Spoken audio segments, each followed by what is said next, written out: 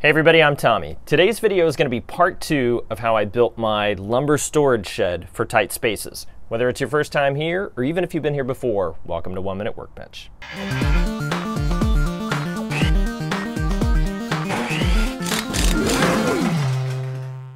So I was originally going to make this project only a 2-part video series, but then I realized I have a lot more footage than I remembered. That said, there will be a 3rd part as well, and that video will be released about a week after this one. As soon as it's ready, I'll post a link for that video in the description below. In part 1, I showed an overview of the design and all of the prep work like pre-building the main frames and pre-painting all of the components of the shed before moving the project outside. If you haven't seen part 1, be sure to check it out. I'll post a link for it down below in the description section. In this video, I'm going to cover assembling the frames, adding the plywood, and then adding the roof. I had a friend help me move the biggest component, which is the back wall of the shed, out to the side yard. I then started bringing in the OSB panels. I designed the panels to be mounted about a 1/4 inch up from the bottom. To help me mount them in place, I hammered a couple of nails as close to the bottom as I could and left them protruding just about a 1/2 inch. This gives me something to set the panels on, and it holds them at just about the right height so I can nail them in place.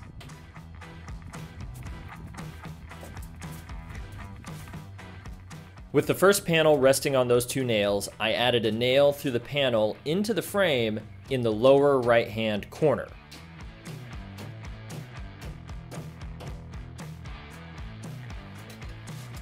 I then checked to ensure the frame was square before adding more nails. This is because any nails added after that first one are going to lock the frame and hold it. So again, you want to make sure it's perfectly square first.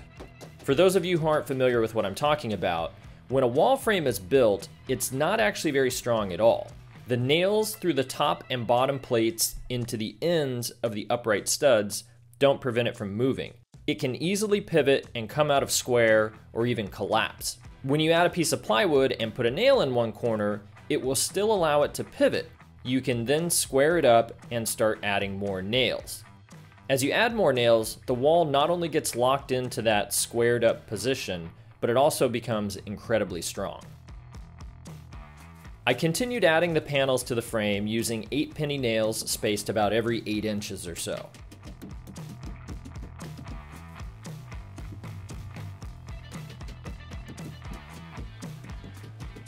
Off camera, I brought the base in and set it on the blocks. I then called in the big guns to help me get the wall up onto the base.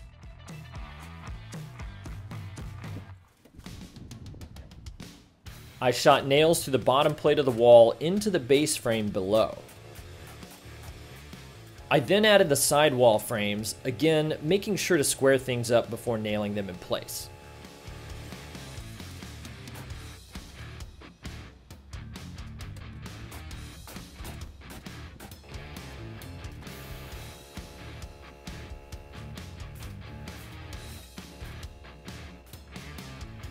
I added the 2 supports that hold the main 2x6 header in place, and then added the header.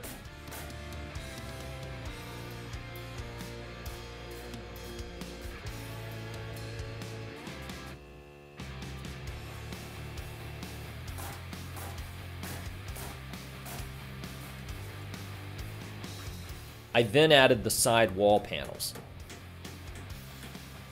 Like the panels on the back wall, these panels help to square up the side walls and make them strong. But these panels are special because they also connect the side walls to the back wall. This dramatically increases the strength of the overall structure, and you can really notice it starting to become more rigid.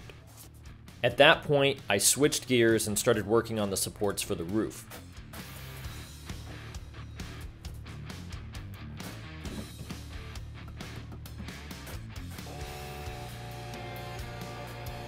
By the way, notice that I'm wearing earplugs. Always make sure to protect your hearing when working with loud equipment like this.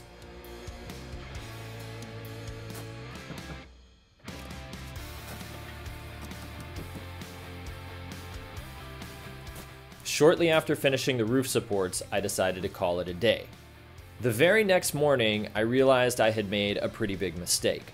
The same way the side panels connect the side wall to the back wall, I had also designed all of the panels to connect all of the walls to the base. So earlier, when I mentioned that I had designed the panels to be about a 1/4 inch up from the bottom, technically that was true, only they were designed to be up about a 1/4 of an inch from the very bottom of the base, not just the bottom of the walls. I started setting up blocks to pull the structure out away from the fence so I could remove and reset the panels. And then I started thinking I better see if I can even get the panels off without destroying them. I had a little bit of success when I first started, but I pretty quickly encountered a few nails that I could tell if I had pulled any harder on, they were just going to tear the OSB apart. After weighing my options, I decided to just live with the mistake. This means the frame won't be as securely connected to the base as originally designed. However, since the base is just resting on blocks and isn't mounted to the ground, it won't actually make much difference. If, for example, an earthquake hits and knocks the shed over, it's very unlikely that it'll tear the walls away from the base. After deciding to leave the panels attached, I now had to deal with the fact that they were too tall. I used one of the roof trusses to mark the new height needed for the panels.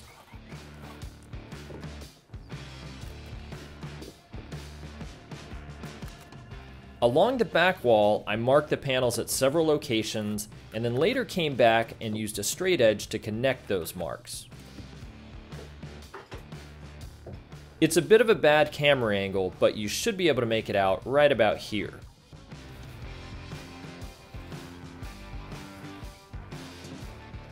I tried my circular saw for cutting the side panels, but due to the limited space, I actually found those easier to cut with a handsaw.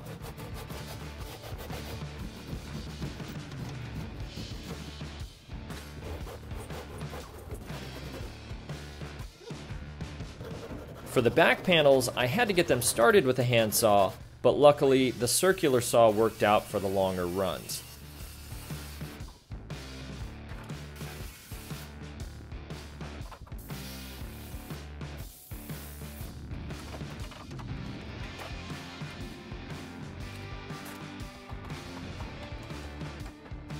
I added the trusses in place by connecting them to the supports below and hammering 8-penny nails through the walls into them.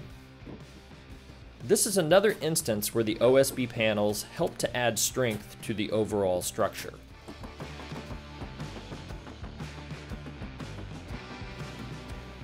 As you can see, I didn't have enough space for my hammer to fit in its normal striking position between the back wall and the fence. Using the side of a heavy framing hammer is a trick for driving nails when you have limited space like this. It'll take a lot more strikes, but you'll eventually drive the nail.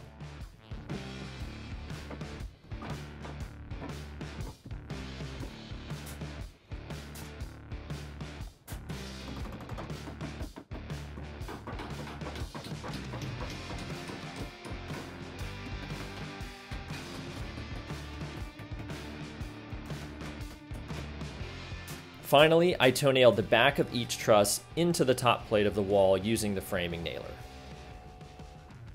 With the trusses in place, I then added the roofing panels. Again, I used 8-penny nails and spaced them about every 8 inches or so. These roofing panels also make a great contribution to the strength and rigidity of the overall structure.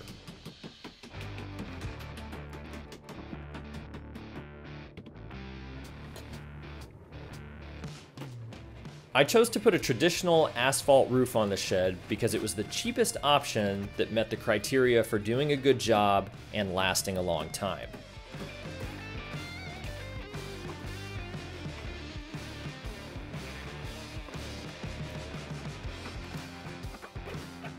I followed the manufacturer's instructions for installation, including what type of paper to use and how to cut the first row of shingles, and then of course how to cut each subsequent starting shingle for every row after that.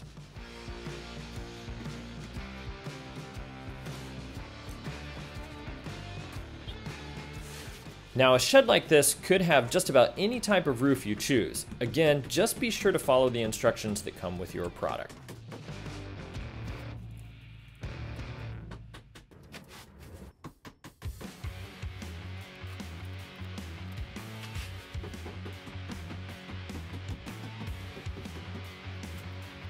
I wanted to make an asphalt ridge cap, but thought it might be too tight of an angle between the roof and the back wall. However, after reading some roofing forums, I found that roofers have been known to successfully use asphalt ridge caps on church roof peaks that are as little as 45 degrees. Since the angle I was working with was 78 degrees, I decided to give it a go. It seemed to work out okay, but I did have one problem. I cut the cap pieces a little too short, which meant rainwater would be more likely to reach the nails. I was running out of material though, so I decided to use them anyway and just add silicone over the nail heads to reduce the chance of water making its way through to the paper below. I also added silicone over the exposed nails in the final cap. And if it's driving you crazy that I'm using white silicone on a dark roof, don't worry, this silicone actually dries clear. Since the OSB is supposed to be thoroughly sealed in exterior applications like this, especially along edges that have been cut, I went around and added silicone along any edges that I could still see. I also put a dab of silicone over any of the nail heads that would be hidden by the decorative trim. I know it's probably driving some of you crazy that I didn't install a drip edge. As it turns out, it was driving me crazy too. I had originally thought I might skip that step since this is just a shed, but I just couldn't bring myself to leave it that way.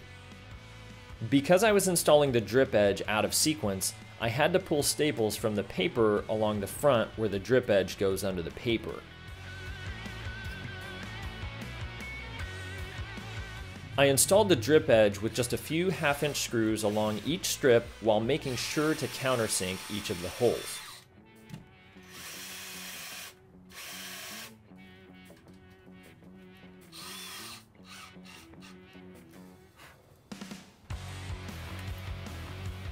I then trimmed and folded the front corners according to the manufacturer's instructions.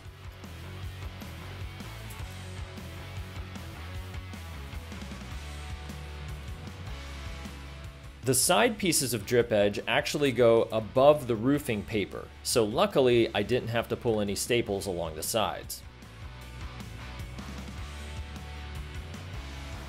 And again, I just used a few screws per strip, with the frontmost screw going through the side strip and the folded corner of the front strip.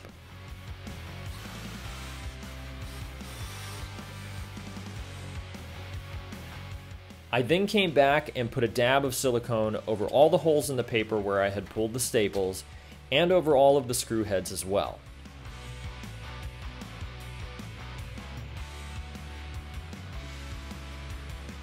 That's it for part 2. Part 3 will be the final video for this project, and again, in that final part, I'll show how I added the finishing touches, the lumber supports, and the canvas that covers the main opening.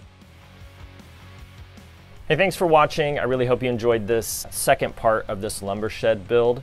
Be sure to check the description below for the third and final part.